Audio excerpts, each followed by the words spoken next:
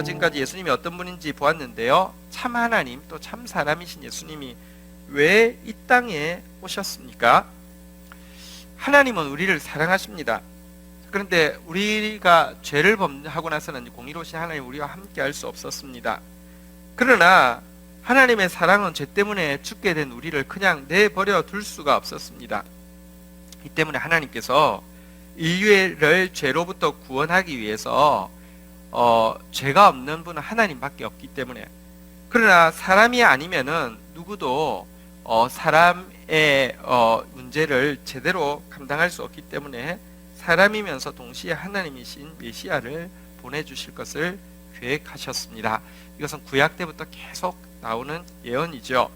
이사야서 9장 6절 한번 볼까요? 이는 한 아기가 우리에게 낳고 한 아들을 우리에게 주신 바 되었는데 그의 어깨에는 정사를 메었고 그의 이름은 기묘자라 모사라 전능하신 하나님이라 영존하시는 아버지라 평강의 왕이라 할 것입니다.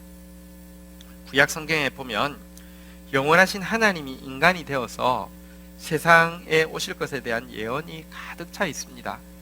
이것이 성경에서 계속 이 인자, 다시 말하면 하나님인데 사람이 메시아로 오신다는 가르침입니다. 미가서 5장 2절에 보시면요, 베들레헴 에브라다야 너는 유다 족속 중에 작을지라도 이스라엘을 다스릴 자가 내게로 나올 것이라. 그의 근본은 상고의 영원에 있느니라. 이렇게 이야기하고 있는데요. 베들레헴이라는 지역이 이스라엘 땅에 한 두 군데 있습니다. 근데 헷갈리지 않게 하기 위해서 에브라다에 있는 베들레헴아 이렇게 이야기하면서 예수님이 나신 베들레헴에 대해서 너무 작은 동네지만 너에게서 이스라엘 다스릴 자가 나오는데 그의 출발은 상고 영원, 그러니까 영원 전부터 계시던 하나님이다. 이렇게 이야기하고 있습니다. 왜 메시아가 하나님이면서 동시에 사람이어야 합니까? 그 이유는요, 사람이 아니면 인류죄의 제표자가 되어서 죄의 짐을 대신 질 수 없는데 인간 중에는 누구라도 다른 사람의 죄를 질 만큼 의로운 사람이 없기 때문에 그렇습니다. 자, 그런데 메시아 탄생에 대한 구약의 수백 번의 예언들은 크게 8개 정도의 내용으로 다시 묶을 수 있습니다. 자, 메시아에 대한 8개의 내용이 예언의 내용이 무엇이냐고 하면, 첫째는 다윗 왕가에서 출생해야 한다는 것입니다. 다윗 왕가에서 출생하지 않은 사람은 메시아가 아닙니다. 바로 이 하나님이 아닙니다. 이 참 사람이 아닙니다. 두 번째는 그런데 가장 천하게 태어나야 한다는 것입니다. 이것도 아이러니죠.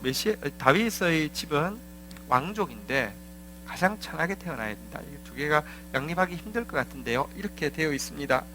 세 번째, 다윗의 고향인 남부 베들레헴에서 출생해야 합니다. 메시아는. 그런데 동시에 북쪽의 가장 빈민초인 나사렛에서 성장해야 한다고 예언합니다.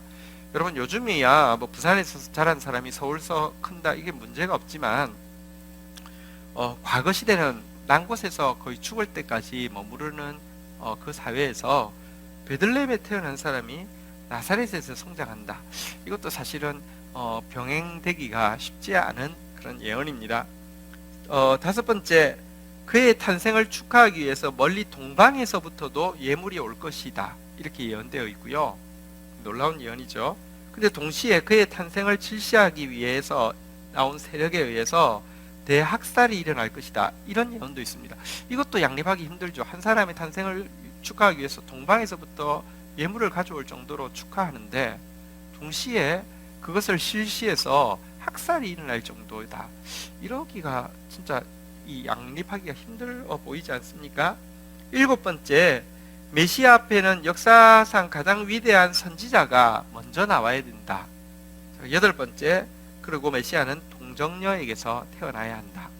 일곱 번째, 여덟 번째도 참 어려운 예언입니다. 가장 위대한 메시아 앞에 가장 위대한 선지자가 나온다. 이렇게 말씀이 희귀한 시대였고 암흑기라고 보통 이야기하는 이 성경의 신구약 중간에 암흑기인데 위대한 선지자가 나온다는 것도 놀라운데 그 다음에 메시아가 나온다. 이것 참 믿기 힘든 예언이고요. 특별히 동정녀에게서 나온다. 여러분, 이 8가지가 다 한 인간에게 이루어진다는 것은 여러분 정말로 불가능한 일입니다. 이것을 수학을 하시는 분이 확률로 계산하니까 한반도 전역에 10원짜리 동전을 까는데 높이를 사람 키 높이만큼 깐다고 합니다. 한반도 전역에 10원짜리 동전을 사람 키 높이만큼 까는데 그 중에 단 한 개의 동전에만 어떤 마킹을 해놓아서 다르게 만들었는데요. 눈을 가리고 뛰다가 한 동전을 그냥 푹 파가지고 10원짜리를 집었을 때 그 동전이 바로 마킹한 동전이 될 확률과 이 8가지의 예언이 한 사람에게 맞아 들어갈 확률이 같다고 합니다. 불가능하다는 말이죠. 그런데 예수님께는요, 이 8가지 예언이 수백 번에 걸쳐서 예언되어진 이 8가지 예언 중에 하나도 빠짐없이 정확하게 맞아 들어갔습니다. 예수님은 정말로 약속하신 바로 그 메시아인데요. 예수님께서 이 땅에서 하신 일이 무엇인지 보도록 하겠습니다.